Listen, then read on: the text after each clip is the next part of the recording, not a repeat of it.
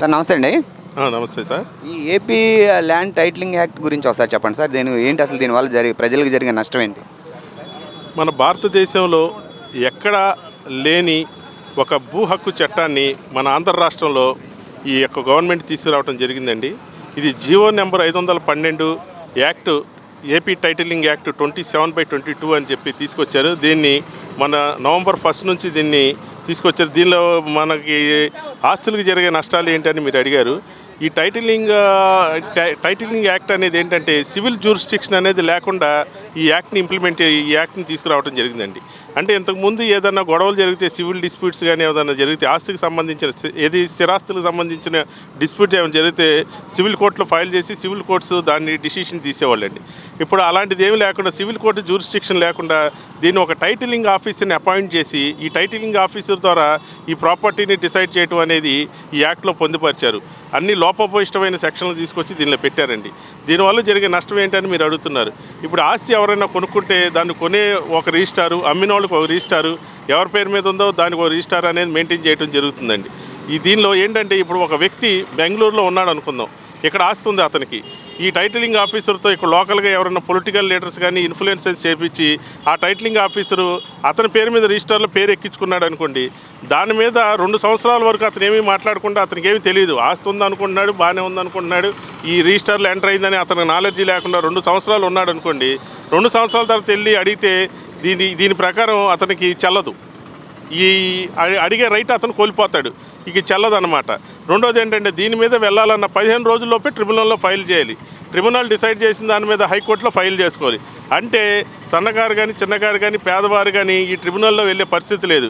ఎందుకంటే మనందరికీ తెలుసు, ఈరోజు మన భూములకి పట్టదారు పాస్బుక్లు కానీ, టైటిల్ డీడ్స్ కానీ ఏదన్నా తీసుకోవాలంటే ఎంఆర్ఓలు కానీ, విఆర్ఓలు కానీ ఏ రకమైన లాబింగ్లు చేస్తున్నారు, ఏ రకంగా వాళ్ళు తీసుకొని వేరే వాళ్ళ భూముల్ని పొజిషన్లో ఉన్నారని చెప్పిస్తే దాని మీద కోర్టుకు వచ్చి డిసైడ్ చేసి ఆ రెవెన్యూ అథారిటీస్ కోర్టు ఇది చెల్లదు, ఇతనికి ఇచ్చిన ఈ పట్టాదారు పాస్బుక్ ప్రకారం చెల్లదు, ఇతను కూడా హక్కు ఉందని చెప్పే రైట్ని మనం అంతా కోల్పోతున్నాం అనమాట. అంటే ఇప్పుడు ఏదైతే రెవెన్యూ ఆఫీసర్ ఏదైతే డిసైడ్ చేస్తాడో అదే ఫైనల్ అయిపోయింది.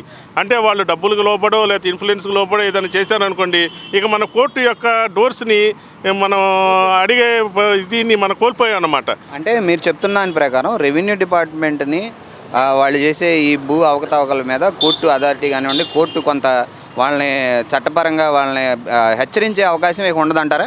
ఇక కోర్టుకి ఈ జ్యూరిస్డిక్షన్ అనేది పోతుందండి. ఇక సివిల్ జ్యూరిస్డిక్షన్ ఈ టైటిలింగ్ యాక్ట్ మీద ఎప్పుడైతే అమల్లోకి వచ్చిందనుకోండి, దాని మీద ఇక సివిల్ కోర్ట్స్కి జ్యూరిస్డిక్షన్ లేదండి. ఇక ఏది జరిగినా డిస్ప్యూట్ టైటిలింగ్ ఆఫీసర్ దగ్గరే డిసైడ్ అవుతుంది.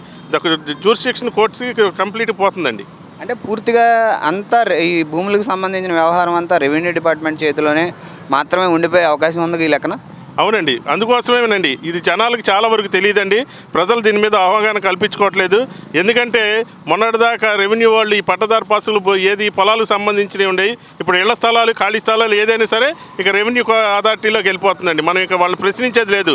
అతను ఒక డిసిషన్ తీసుకున్నాడు అనుకోండి, ఆ డిసిషన్ ప్రకారం అతను మనం క్వశ్చన్ చేసే రైట్ మనం కోల్పోయాం అనమాట. అతని మీద చట్టపరంగా మన కోర్టులో ఫైల్ చేయడానికి కూడా ఇక్కడ నుంచి రైట్స్ అనేది ప్రజలు కోల్పోతారనమాట. అంటే ఇప్పుడు చదువుకున్న వారే రిజిస్టర్లో తమ పేరుందో లేదో చూసుకోవడానికి అంత టైం ఉండదు, అంత అవగాహన ఉండదు. ఇక చదువు లేని వాళ్ళు ఏమనండి, మీరు చెప్పినట్టు చిన్నకారు రైతులు కానివ్వండి, పేదవారు కానివ్వండి, వాళ్ళ భూములు రిజిస్టర్లో వాళ్ళ పేరుందా లేదని చెక్ చేసుకుంటానికి అంత అవగాహన ఉండదు, అంత నాలెడ్జ్ ఉండదు కదండి. అవునండి, ఎందుకంటే ఇప్పుడు మనం ఎంఆర్ఓ ఆఫీస్కి వెళ్ళినా, ఆర్టీఓ ఆఫీస్కి వెళ్ళినా, కలెక్టర్ ఆఫీస్కి వెళ్ళినా మనం వెళ్ళి మా రికార్డులు పేరుందా లేదా అని చూడమంటే వాళ్ళు ఎన్ని రోజులు తిప్పించుకుంటారు, ఏ రకంగా తిప్పించుకుంటారో మీ అందరికీ తెలుసండి. కాబట్టి మనకు ఉందా లేదా అనేది మనకు రిజిస్టర్ తీసి చూపించడం కానీ చెప్పడం కానీ ఏమి ఉండదండి. అంతా ఒక మోనోపాలిజంగా, ఒక నియంత్రితంగా జరుగుతుంది వ్యవహారం అంతా. దీన్ని మొత్తం ఈ యొక్క వ్యవస్థను నాశనం చేయడానికి ఈ యాక్ట్ని తీసుకొచ్చారండి. దీని మీద ప్రజలకి తీసుకెళ్లాల్సిన బాధ్యత మీడియా మీద పూర్తిగా ఉందని నేను చెప్తున్నానండి.